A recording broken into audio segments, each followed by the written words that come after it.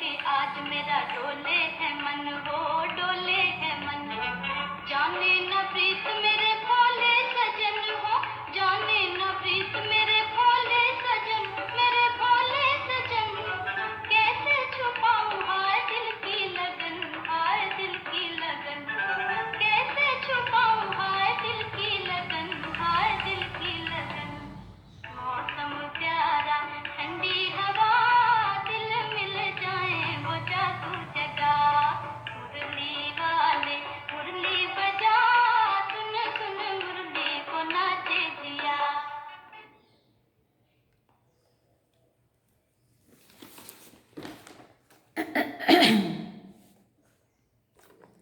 ओम शांति।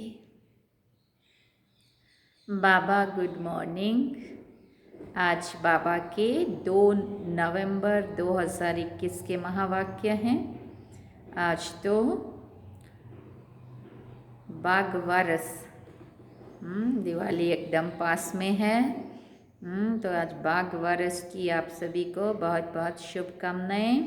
अब हम बाबा की मुरली सुनेंगे। आज बाबा क्या इशारा देते हैं। बाबा ने कहा, मीठे बच्चे, तुम्हें मनसा वाचा कर्मणा एक्यूरेट बनना है, क्योंकि तुम देवताओं से भी ऊंच ब्राह्मण चोटी हो। प्रश्न पूछा बाबा ने, सबसे गुप्त और महीन बात कौन सी है जो बच्चे भी मुश्किल ही समझ सकते हैं? सबसे गुप्त और महीन बात कौन सी है जो बच्चे भी मुश्किल से समझते हैं? बाबा ने कहा उत्तर में, शिव बाबा और ब्रह्मा बाबा का भेद समझना, यह सबसे गुप्त और महीन बात है। इसमें कई बच्चे मूंझ जाते हैं। ये राज स्वयं बाप बतलाते हैं कि मैं सवेरे सवेरे इस तन द्वारा तुम बच्चों को पढ़ाता हूँ। बाकी ऐसे नहीं कि मैं कोई सारा दिन इन पर सवारी करता हूँ। बाबा शिव बाबा कोई सारा दिन ब्रह्मा बाबा में नहीं रहते, लेकिन बाबा कहते मैं सवेरे सवेरे इनके तन में आकर तुम बच्चों को पढ़ाता हूँ। बाकी कोई सारा दिन मैं इन पे सवारी नहीं करता हूँ। ओम शांति। रूहानी बाप रूहानी बच्चों को समझाते हैं। बाबा पूछते हैं, बच्चे कौन हैं? माना बच्चे जो बाबा कहते हैं बच्चे कौन हैं? ब्राह्मण। ये कभी भूलो मत कि हम ब्राह्मण हैं और देवता बनने वाले हैं। वर्णों को भी याद करना होता है ना। यहाँ तुम आपस में ब्राह्मण ही ब्राह्मण हो। ब्राह्मणों को बेहद का बाप पढ़ाते हैं। ये ब्रह्मा नहीं पढ़ाते हैं, शिव बाबा पढ़ाते हैं। ब्रह्मा द्वारा ब्राह्मणों को ही पढ़ाते हैं। शूद्र से ब्राह्मण बनने बिना देवता बन नहीं सकते। वर्षा तो शिव बाबा से मिलता है। शिव बाबा तो सभी का बाप है ना। इस ब्रह्मा को ग्रैंडफादर कहा जाता है। लौकिक बाप तो सबको होते ही हैं। पारलौकिक बाप को भक्ति मार्ग में याद करते हैं। अब तुम बच्चे समझते हो ये अलौकिक बाप है जिसको कोई नहीं जानते हैं। भले ब्रह्मा का मंदिर है, यहाँ भी प्रजापिता आदि देव का मंदिर है। उनको महावीर भी कहते हैं, कोई दिलवाला भी कहते हैं, परंतु वास्तव में दिल लेने वाला है शिव बाबा, ना कि ब्रह्मा। सभी आत्माओं को सदा सुखी करने वाला, खुशी देने वाला एक ही बाप है। ये भी सिर्फ तुम बच्चे ही जानते हो। दुनिया में तो मनुष्य कुछ भी नहीं जानते हैं। हम ब्राह्मण ही शिव बाबा से वर्षा ले रहे हैं। तुम भी घड़ी घड़ी भूल जाते हो, याद है बड़ी सहज। योग अक्षर सन्यासियों ने रखा है। तुम तो बाप को याद करते हो। योग तो कॉमन अक्षर है, इनको योग आश्रम नहीं कहेंगे। बच्चे और बाप बैठे हैं। हाँ, बाबा बच्चों को याद करता है, बच्चे बाबा को याद करते हैं। योग लगाना नहीं बोलना होता है। बाबा कहते यहाँ तो बाप और बच्चे बैठे, परिवार बैठे। परिवार थोड़ी एक दूसरे से कोई योग लगाता है, वो तो नेचुरल याद में रहता है, उनको तो याद आती है। बच्चे और बाप बैठे, बच्चों का फर्ज है बेहद के बाप को याद करना। हम ब्राह्मण हैं, दादे से वर्षा लेते हैं ब्रह्मा द्वारा, इसलिए शिव बाबा कहते हैं जितना हो सके याद करते रहो। जितना हो सके याद करते रहो। चित्र भी भले याद रखो, याद तो रहेगी। हम ब्राह्मण हैं, बाप से वर्षा लेते हैं। ब्राह्मण कभी अपनी जाति को भूलते हैं क्या? कितना नशा रहता है उनको। तुम शूद्रों के संग में आने से ब्राह्मण पना भूल जाते हो। ब्राह्मण तो देवताओं से भी ऊंच है, क्योंकि तुम ब्राह्मण नॉलेजफुल हो। भगवान को जानी जाननहार कहते हैं ना। इसका अर्थ ये नहीं है कि सबके दिल में क्या है वो बैठकर देखता है, नहीं, उनको सृष्टि के आदि मध्यांत की नॉलेज है। वो बीज रूप है, बीज झाड़ के आदि मध्यांत को जानते हैं। तो ऐसे बाप को बहुत बहुत याद करना है। इनकी आत्मा भी उस बाप को याद करती है। इनकी आत्मा माना ब्रह्मा बाबा को कह रहे हैं बाबा, इनकी आत्मा भी उस बाप को याद करती है। वो बाप कहते हैं कि ये ब्रह्मा भी मुझे याद करेंगे तब ये पद पाएंगे। फिर बाबा कहते वो बीज रूप है, बीज झाड़ के आदि मध्यांत को जानते हैं। तो ऐसे बाप को बहुत बहुत याद करना है। ये ब्रह्मा भी, बाबा ने कहा वो बाप कहते हैं ये ब्रह्मा भी मुझे याद करेंगे तब ये पद पाएंगे। तुम भी याद करेंगे तो पद पाएंगे। पहले पहले तुम बिना शरीर के आए थे, फिर अशरीरी बनकर वापस जाना है। और सब देह के संबंधी तुमको दुख देने वाले हैं, उनको तुम क्यों याद करते हो, जबकि तुमको बाप मिला है, जबकि मैं तुमको मिला हूँ। किसने कहा? शिव बाबा कह रहे हैं ना, मैं तुमको कोई नई दुनिया में ले जाने आया हूँ, वहाँ कोई दुख नहीं होता, वो है दैवी संबंध। यहाँ पहले दुख होता है स्त्री और पुरुष के संबंध में, क्योंकि विकारी बनते हैं। तुमको मैं अब उस दुनिया के लायक बनाता हूँ जहाँ विकार की बात नहीं रहती है। ये काम महाशत्रु गाया हुआ है, जो आदि मध्य अंत दुख देते हैं। क्रोध के लिए ऐसे नहीं कहेंगे कि ये आदि मध्य अंत दुख देते हैं, नहीं, काम को जीतना है, वही आदि मध्य अंत दुख देते हैं, पतित बनाते हैं। पतित अक्षर विकार पर पड़ता है। इस दुश्मन पर जीत पानी है। तुम जानते हो हम सत्युग के देवी देवता बन रहे हैं। जब तक ये निश्चय नहीं तब तक कुछ भी पा नहीं सकेंगे। बाप समझाते बच्चों को मनसा वाचा कर्मणा एक्यूरेट बनना है, मेहनत है। फिर बाबा ने कहा दुनिया में ये किसी को भी पता नहीं है कि तुम भारत को स्वर्ग बनाते हो। आगे चलकर समझेंगे, चाहते भी हैं कि वन वर्ड, वन राज, वन रिलीजन, वन भाषा हो। तुम समझा सकते हो, आज से 5000 वर्ष पहले एक राज्य एक धर्म था जिसको स्वर्ग कहा जाता है। राम राज्य, रावण राज्य को भी कोई नहीं जानते हैं, तुम भी नहीं जानते थे। अब तुम स्वच्छ बुद्धि बने हो, नंबरवार पुरुषार्थ अनुसार। बाप बैठ तुमको समझाते तो जरूर बाप की मत पर चलो ना। बाप कहते पुरानी दुनिया में रहते कमल फूल समान पवित्र रहो, मुझे याद करते रहो। बाप आत्माओं को कहते हैं, आत्माओं को ही पढ़ाने आया हूँ इन ऑर्गन्स के द्वारा। ये तो पुरानी छीछी दुनिया, छीछी शरीर है। तुम ब्राह्मण पूजा के लायक नहीं हो, गायन के लायक हो, पूजन लायक देवताएं हैं। तुम श्रीमत पर विश्व को स्वर्ग बनाते हो, इसलिए तुम्हारा गायन है, पूजा नहीं होती। पूजन गायन हो सकता है, पूजन नहीं हो सकता। गायन जरूर ब्राह्मणों का है, ना कि देवताओं का। बाप तुमको ही शूद्र से ब्राह्मण बनाते हैं। देवताओं की आत्मा और शरीर दोनों पवित्र होते हैं। अब तुम्हारी आत्मा पवित्र होती जाती है। जितना जितना याद में रहते हैं उतना आत्मा पावन बनती जाती है। शरीर पवित्र नहीं है। अब तुम ईश्वर की मत पर भारत को स्वर्ग बना रहे हो। तुम भी स्वर्ग के लायक बन रहे हो। सतो प्रधान जरूर बनना है। सिर्फ तुम ब्राह्मण ही हो जिसको बाप बैठ पढ़ाते हैं। ब्राह्मणों का झाड़ वृद्धि को पाता रहेगा। ब्राह्मण जो पक्के बन जाएंगे वही जाकर देवता बनेंगे। ये नया झाड़ है, माया के तूफान भी लगते हैं। सतयुग में कोई तूफान नहीं लगेगा। यहाँ माया बाबा की याद में रहने नहीं देती है। हम जानते हैं बाबा की याद से ही तमो प्रधान से सतो प्रधान बने हैं। सारा मदार है याद पर। आज बाबा पूरा याद पे मुरली चला रहे हैं। भारत का प्राचीन योग भी मशहूर है ना। विलायत वाले चाहते हैं प्राचीन योग आकर कोई सिखाए। अब योग दो प्रकार का है, एक हठ योगी, दूसरे राजयोगी। तुम हो राजयोगी। वो तो बहुत दिन से चले आते हैं। राजयोग का अब तुमको पता पड़ा है। सन्यासी क्या जाने राजयोग से।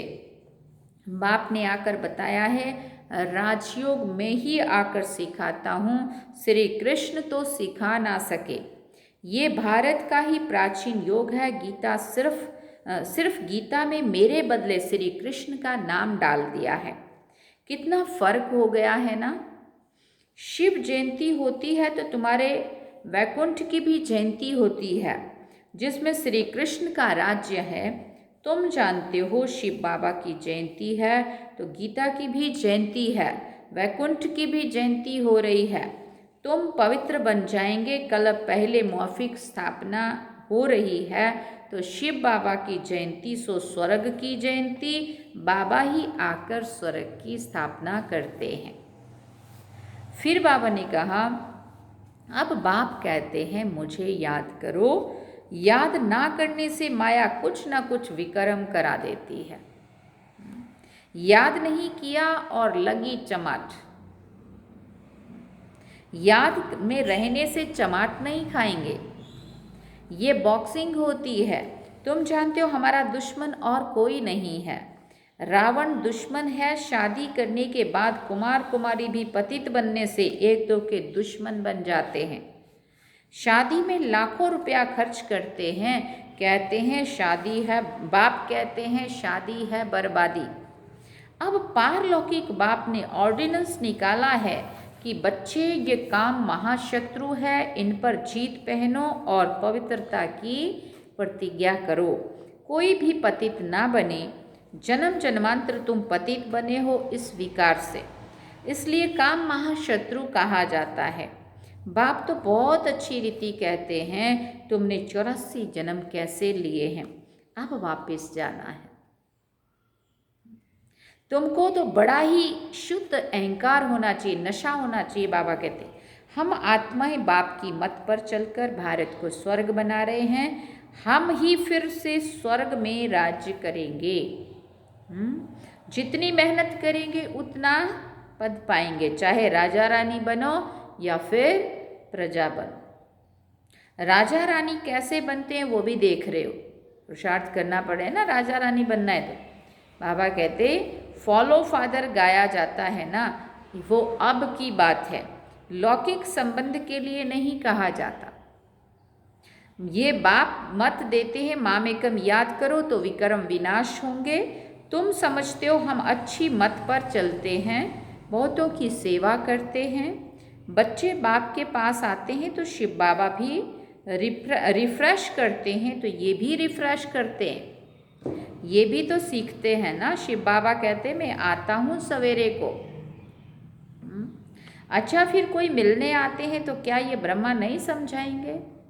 शिव बाबा ब्रह्मा के तन में सुबह सुबह आके मुरली चलाते हैं और फिर बाबा कहते हैं मैं सारा दिन में सवारी नहीं करता हूँ, और भी तो बाबा को काम रहते हैं। तो बाबा जाते, तो बाबा कहते दिन में कोई मिलने आता है तो क्या ये ब्रह्मा नहीं समझा सकते? अगर ब्रह्मा के हम सारे बच्चे दिन भर में लोगों की इतनी सेवा करते हैं तो ऐसे कहेंगे क्या कि बाबा आप आकर समझाओ, मैं नहीं समझाऊंगा? ये बड़ी गुप्त गुह्य बातें हैं। मैं तो सबसे अच्छा समझा सकता हूँ। किसने कहा? ब्रह्मा बाबा। तुम तो ऐसे क्यों समझते हो कि शिव बाबा ही समझाते हैं? ये नहीं समझते हो, ये नहीं समझाते होंगे, ये भी जानते हो कल्प पहले इसने समझाया है, तभी तो ये पद पाया है ना। मम्मा भी समझाती थी ना, वो भी तो उच्च पद पाती है। वहाँ बाबा को सूक्ष्म वतन में देखते हैं तो बच्चों को फॉलो करना है। सरेंडर होते भी गरीब हैं, साहूकार तो सरेंडर हो ना सके। गरीब ही कहते हैं बाबा ये सब कुछ आपका है। शिव बाबा तो दाता है, वो कभी लेता नहीं है। बच्चों को कहते हैं ये सब कुछ तुम्हारा है। अपने लिए महल यहाँ या वहाँ नहीं बनाता हूँ, तुमको ही स्वर्ग का मालिक बनाता हूँ। सुना? अब ये इन ज्ञान रत्नों से झोली भरनी है। मंदिर में जाकर कहते हैं झोली भर दो, परंतु किस प्रकार की, किस चीज़ की झोली भर दो, क्या मांगते हैं वहाँ पे? अब झोली भरने वाली तो लक्ष्मी है जो पैसे देती है, शिव के पास तो जाते ही नहीं है। श्री कृष्ण के लिए कहते हैं कि गीता सुनाई, परंतु श्री कृष्ण के लिए नहीं कहते हैं कि झोली भर दो। शंकर के पास जाकर कहते हैं, समझते हैं शिव और शंकर एक है। शंकर तो झोली खाली करने वाला है। बाबा कहते हैं हमारी झोली तो कोई खाली नहीं कर सकता है। विनाश तो होना ही है, गाया हुआ भी है, रुद्र ज्ञान यज्ञ से विनाश ज्वाला निकली, परंतु ऐसे कोई समझते थोड़ी हैं। तुम बच्चों को गृहस्थ व्यवहार में भी रहना है, धंधा भी करना है। बाप हर एक की नब्ज देख राय देते हैं, क्योंकि बाप समझते हैं कि मैं कहूँ और कर ना सके, ऐसी राय ही क्यों दूँ। नब्ज देखकर ही राय देते, इनके पास तो आना पड़े, वो पूरी राय देंगे। सबको पूछना चाहिए, बाबा इस हालत में हमको क्या करना चाहिए, अब क्या करें। बाप स्वर्ग में तो ले जाते हैं ना, तुम जानते हो हम स्वर्गवासी तो बनने वाले हैं, अब हम नरकवासी हैं। अब तुम ना नरक में हो ना स्वर्ग में हो। जो जो ब्राह्मण बनते हैं उनका लंगर इस छी दुनिया से उठ चुका है। तुम कलयुगी दुनिया से किनारा अब छोड़ चुके हो। कोई ब्राह्मण तीखा जा रहा है, कोई याद की यात्रा में कम, कोई हाथ छोड़ देते हैं तो गुटखा खाकर डूब मरते हैं, क्यों, अर्थात फिर कलयुग में चले जाते हैं। तुम जानते हो कि भैया अब हमको ले जा रहे हैं, वो यात्रा तो अनेक प्रकार की है, तुम्हारी यात्रा एक ही है, ये बिल्कुल ही न्यारी यात्रा है। हाँ, तूफान आते हैं जो याद को तोड़ देते हैं। इस याद की यात्रा को अच्छी रीति पक्का करो, मेहनत करो। तुम कर्म योगी हो, जितना हो सके हथ कार डे दिल यार डे। आधा कल्प से तुम आशिक बन माशुक को याद करते आए हो। बाबा हमको ये बहुत दुख है, अब हमको सुख धाम का मालिक बनाओ। याद की यात्रा में रहेंगे तो तुम्हारे पाप खलास हो जाएंगे। तुमने ही स्वर्ग का वर्षा पाया था, अब गंवाया है। भारत स्वर्ग था तब तो कहते हैं ना, प्राचीन भारत को बहुत मान देते हैं, सबसे बड़ा भी है, सबसे पुराना भी है। तो ये तो तुम जानते हो विनाश सामने खड़ा है। जो अच्छी रीति समझते हैं उन्हों के अंदर में बहुत खुशी रहती है। अच्छी रीति जिनको समझ में आता है बाबा के, तो उनको बहुत खुशी रहती है। प्रदर्शनी में कितने आते हैं, अहमदाबाद में देखो कितने साधु संत आदि हर प्रकार के आए। कहते हैं तुम तो सत्य कहती हो, परंतु हमको बाप से वर्षा लेना है, ये थोड़ी बुद्धि में बैठता है। यहाँ से बाहर निकले और खलास। तुम जानते हो कि बाप हमको स्वर्ग में ले जाते हैं, वहाँ ना गर्भ जेल और ना ये जेल होगी, फिर कभी जेल का मुंह देखने को नहीं मिलेगा। सुना, दोनों ही जेल नहीं रहेगी। यहाँ यह सब है माया का पंप। आजकल हर एक बात क्विक होती है, मौत भी क्विक रहती है। सतयुग में ऐसे कोई उपद्रव होते ही नहीं है। यहाँ मौत भी जल्दी तो दुख भी बहुत होंगे, सब खलास हो जाएंगे, सारी धरती नई हो जाएगी। सतयुग में देवी देवताओं की राजधानी थी, सो फिर ज़रूर होगी। आगे चलकर देखना क्या होता है, आगे चलकर देखना क्या होता है। बहुत भयंकर सीन है। राजधानी थी सो ज़रूर फिर भी होगी। आगे चलकर देख, बाबा ने कहा बहुत भयंकर सीन है। तुम बच्चों ने साक्षात्कार किया है, बच्चों के लिए मुख्य है याद की यात्रा। ये है चढ़ती कला की यात्रा, ये है चढ़ती कला की यात्रा। अच्छा, मीठे मीठे सिकिल दे बच्चों प्रति माता पिता बाप दादा का याद प्यार और गुड मॉर्निंग। रूहानी बाप की रूहानी बच्चों को नमस्ते।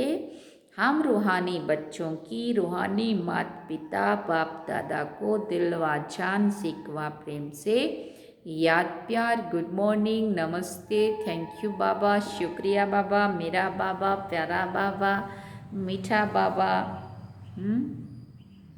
निकलता है ना दिल से कि बाबा कितनी अच्छी अच्छी बातें सुनाते हैं, इतना प्यार करेगा कौन। धारणा के लिए मुख्य सार है, पहला पॉइंट, सदा इसी स्मृति में रहना है कि हम ब्राह्मण हैं, हम ब्राह्मणों को ही भगवान पढ़ाते हैं, हम अभी ब्राह्मण 100 देवता बन रहे हैं। दूसरा पॉइंट, ज्ञान रत्नों से अपनी झोली भरकर दान करना है, इस कलयुगी पतित दुनिया का किनारा छोड़ देना है, माया के तूफानों से डरना नहीं है। वरदान में बाबा ने कहा, पावरफुल स्थिति द्वारा रचना की सर्व आकर्षणों से दूर रहने वाले मास्टर रचयिता भव। पावरफुल स्थिति द्वारा रचना की सर्व आकर्षणों से दूर रहने वाले मास्टर रचयिता भव। जब मास्टर रचयिता मास्टर नॉलेजफुल की पावरफुल स्थिति व नशे में स्थित रहेंगे, तब रचना की सर्व आकर्षणों से परे रह सकेंगे, क्योंकि अभी रचना और भी भिन्न भिन्न रंग ढंग रूप रचेगी। इसलिए अभी बचपन की भूलें, अलबेलेपन की भूलें, आलस्य की भूलें, बेपरवाही की भूलें जो रही हुई हैं, उन्हें भूलकर अपने पावरफुल शक्ति स्वरूप, शस्त्रधारी स्वरूप, सदा जागती ज्योति स्वरूप को प्रत्यक्ष करो, तो तब कहेंगे मास्टर रचयिता। स्लोगन में बाबा ने कहा, मन की स्थिति में ऐसा हार्ड बनो जो कोई भी परिस्थिति उसे पिघला ना दे। मन की स्थिति में ऐसा हार्ड बनो जो कोई भी परिस्थिति उसे पिघला ना दे। अच्छा, ओम शांति। ये थे आज के बाबा के महावाक्य जो हम सब ने सुने। बाबा ने सार में कहा, मीठे बच्चे, तुम्हें मनसा वाचा कर्मणा एक्यूरेट बनना है, क्योंकि तुम देवताओं से भी ऊंच कौन हो? देवताओं से भी ऊंच कौन है? ऊंच ब्राह्मण चोटी हो। इसलिए तुम्हारा मनसा वाचा कर्मणा सब एक्यूरेट होना चाहिए। अच्छा, ओम शांति। ये थे बाबा के आज के महावाक्य जो हम सब ने सुने। अब हम बाबा को याद करेंगे।